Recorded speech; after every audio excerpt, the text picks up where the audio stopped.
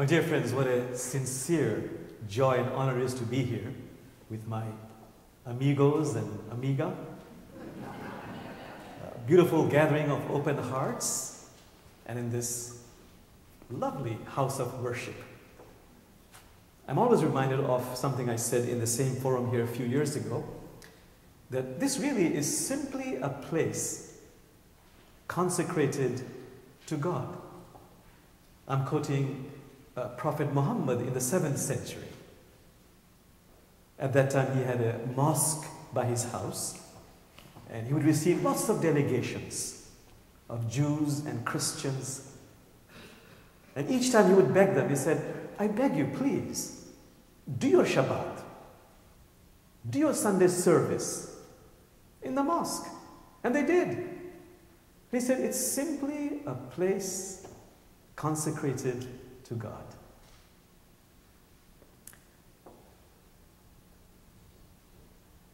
I'll start by talking about my present journey. I have a very fancy creative title. I'm the Muslim Sufi minister at the Interfaith Community Church. Confuses a lot of people. But I'm so glad it does. You see, interfaith has no rigid theology. It reminds me of my most favorite story I say all the time. In the Abrahamic faith, the same joke in all the three traditions. That God comes down and reveals certain basic truths to some people.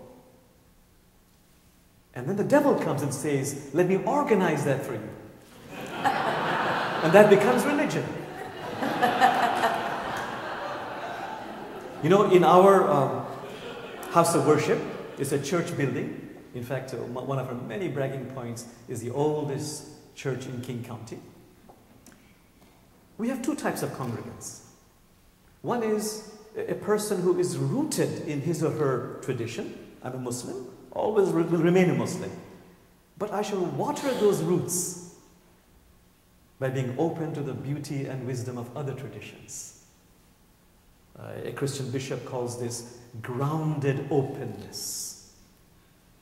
I become, in my case, a better Muslim,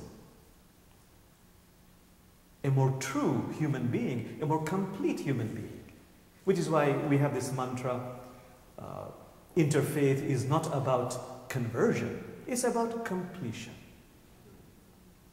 Then there's the other type of congregant who says, I have no attachment to any religion. In fact, I'm quite tired of it. I'm a, let me say, a recovering Muslim. Actually, I've heard recovering Catholic very often.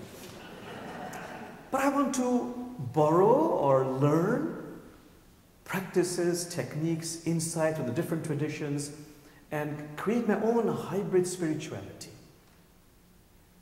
The metaphor is that of a bee collecting nectar from different flowers.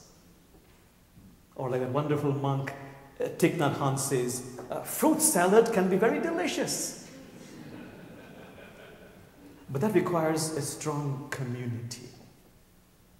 So that's one part of my, I find it very exciting to nurture and nourish this two broad types of congregants.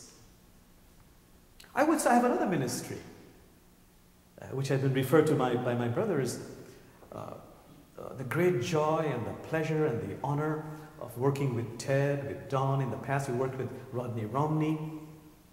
We're recently working with Catherine.